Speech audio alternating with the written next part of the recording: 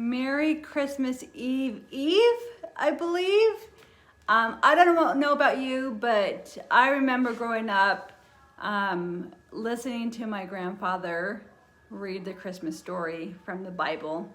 And so I thought today, if you do have this tradition in your family or you don't, that I would read some Christmas poems and short stories to you. I found this book in my Christmas book stash, and there are some poems in here that I was not familiar with. So the first one is a poem by Nora Bolen called Santa's Helpers. The fairies and brownies on last Christmas tide decided to open their hearts very wide and spend extra time throughout the whole year in helping their grandfather, Santa Claus dear. Our fingers are nimble, we'll quickly make toys, enough to supply all the girls and the boys. And Santa may watch us to see if it's right, so all will be ready before Christmas night. Then bravely they all went to work with a will, and soon all was quiet in workshop and mill. For old Santa said, enough and well done. We've toys enough now to make all kinds of fun. We thank you, old Santa, and your helpers too, for all of the many kind things that you do. And should you need more help in making your toys, just call on your small friends, the girls and the boys. And there's just this really fun illustration in this book.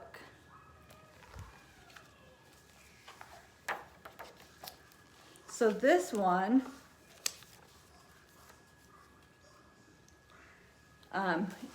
we're all familiar with Dear Abby. So this is kind of like a Christmas Dear Abby. It says, in 1897, a girl called Virginia wrote a letter to the editor of the Sun newspaper in New York. On 21st of September, her letter was printed in the newspaper with a reply from the editor, Frances Parcellus Church. She writes, Dear Editor, I am 8 years old. Some of my little friends say there is no Santa Claus. Papa says if you see it in the sun, it's so. Please tell me the truth. Is there a Santa Claus? Virginia O. Hanlon. Okay. So many boys and girls, as they get older, they question if there's a Santa Claus. Do you believe in Santa Claus? So this is the reply of the editor. Virginia, your little friends are wrong. They have been affected by the skepticism of a skeptical age. They do not believe except they see. They think that nothing can be which is not comprehensible by their little minds. All minds, Virginia, whether they be men's or children's, are little.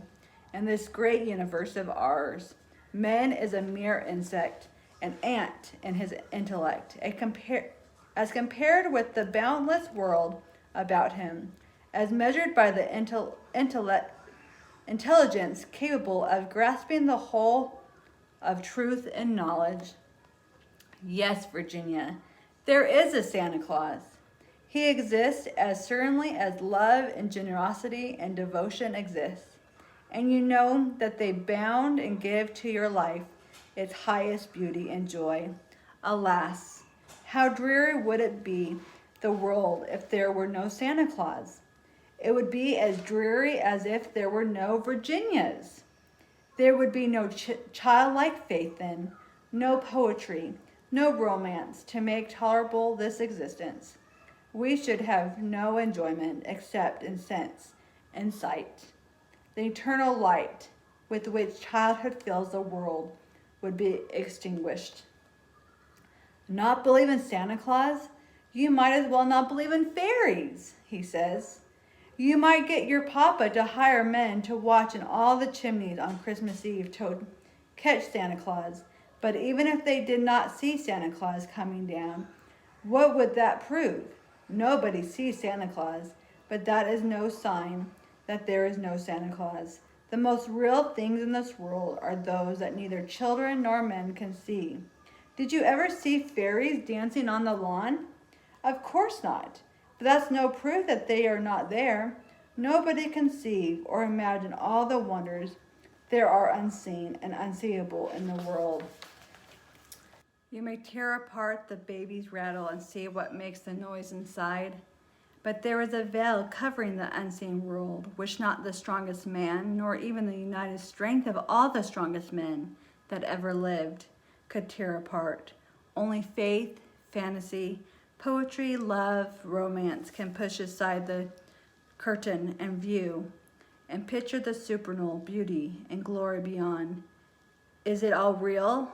Ah, Virginia, in all this world there is nothing else real and abiding. No Santa Claus? Thank God. He lives, and he lives forever. 1,000 years from now, Virginia, nay, 10 times 10,000 years from now, he will continue to make glad the heart of childhood.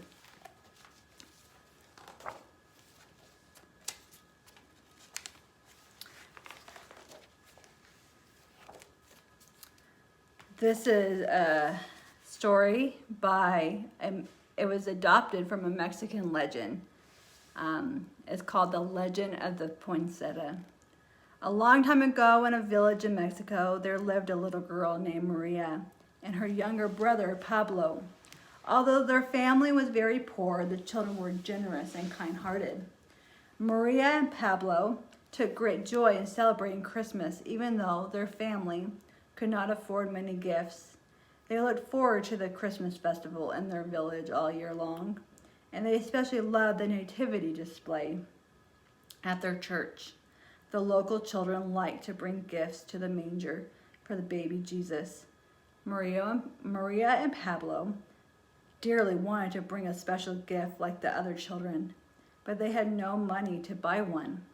On Christmas Eve, La Noche Breno, Maria and Pablo walked slowly and sadly to the church. On their way, they looked for some wild flowers to bring, but they found only weeds. The children began to cry. Suddenly, an angel appeared in the darkness. At first, the children were frightened, but the angel spoke softly and told them not to cry. The angel told the children to pick the weeds and take them to the church. Then the angel disappeared. Amazed, the two children picked the weeds and eagerly carried them to the church. They strode bravely into the village, while the other children laughed and teased them for bringing weeds as a gift. Ignoring the taunts of the other children, Maria and Pablo approached the nativity display and placed the weeds gently around the manger of the baby Jesus. Miraculously, scarlet, star-shaped flowers grew from the weeds. Overjoyed, Maria and Pablo realized they had given the most beautiful gift of all. Today, those flowers are known as poinsettias. People in Mexico and other places around the world use poinsettias as Christmas decorations. This is adopted from an Australian poem written by A.B. Banjo Peterson. Santa Claus in the Bush. And chanced out back at Christmas time, when the wheat was ripe and tall, a stranger rode to the farmer's gate, a sturdy man and small. Run down, my little son Jack, and bid the stranger stay, and we'll have fun for old time's sake, for the morn is Christmas Day. Not now, said the door good wife, but you shouldn't let him be. He's maybe only a drover chap from the land o' the darling pea, with a drover's tail and a drover's thirst to drink the whole night through. Or he's maybe a life insurance man who'll talk us black and blue. Good wife, he's never a drover chap, for there's swags are neat and thin. And he's never a life insurance man with the brick dust burnt in his skin. You can set him a chair at the table side and give him a bite to eat, an omelet made of a new laid egg or a tasty bit of meat. A waste of food, said the door good wife, as she took the egg with a frown. But he gets no meat unless you run a paddle melon down. "'Tis well," said the bonny wee man, "I have eaten the wide world's meat, and the food that is given with right good will is the sweetest food to eat. But the night draws on to Christmas Day, and I must rise and go, for I've a mighty way to ride to the land of cold and snow. And it's there I must load my sleds up, with reindeers 4 in hand, that go to the north, south, east, and west, to each and every land. To the cold and snow," said the door good wife, "you suit my husband well, for when he gets up on his journey's horse, he's a bit of a liar himself." Then out with a laugh went the bonny wee man to his old horse grazing nigh, and away like a meteor flash they went, far off to the northern sky. When the children woke on Christmas morn, they chatted with might and main, for a ball and a bat had little son Jack, and a brand new doll had Jane, and a packet of nails had husband John, but the door good wife got none. That's a cute poem. And lastly,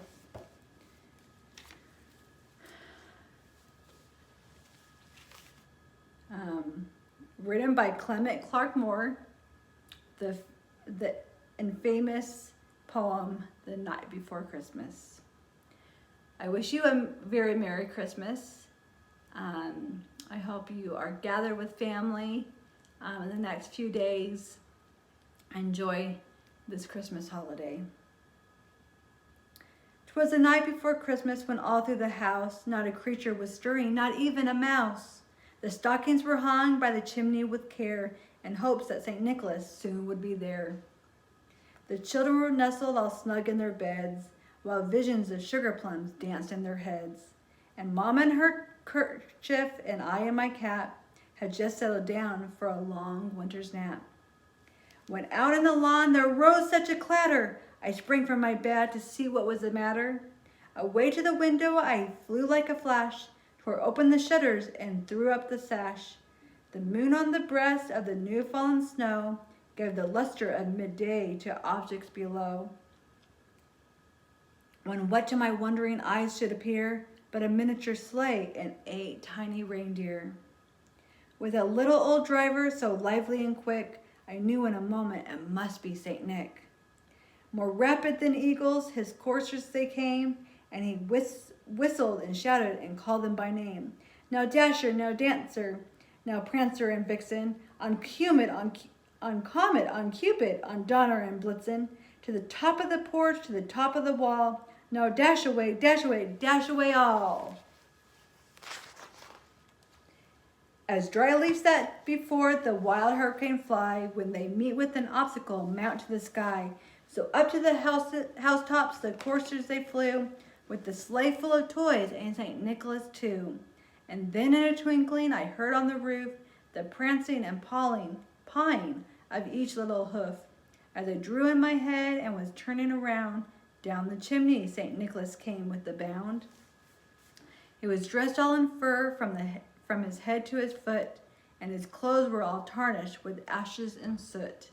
A bundle of toys he had flung on his back, and he looked like a peddler just opening his pack. His eyes, how they twinkled, his dimples, how merry. His cheeks were like roses, his nose like a cherry. His droll little mouth was drawn up like a bow, and the beard on his chin was as white as snow. The stump of a pipe he held tight in his teeth, and the smoke it encircled his head like a wreath. He had a broad face and a little round belly that shook when he laughed like a bowl full of jelly. He was chubby and plump, a white jolly old elf, and I laughed when I saw him in spite of myself. A wink of his eye and a twist of his head soon gave me to know I had nothing to dread. He spoke not a word, but went straight to his work and filled all the stockings, then turned with a jerk, and laying his finger aside of his nose, and giving a nod, up the chimney he rose. He sprang to his sleigh, to his team gave a whistle, and away they all flew like the down of a thistle. But I heard him exclaim, ere he drove out of sight, "Happy Christmas to all, and to all a good night." I hope you enjoyed these Christmas readings and poems. And I, again, wish you a very Merry Christmas.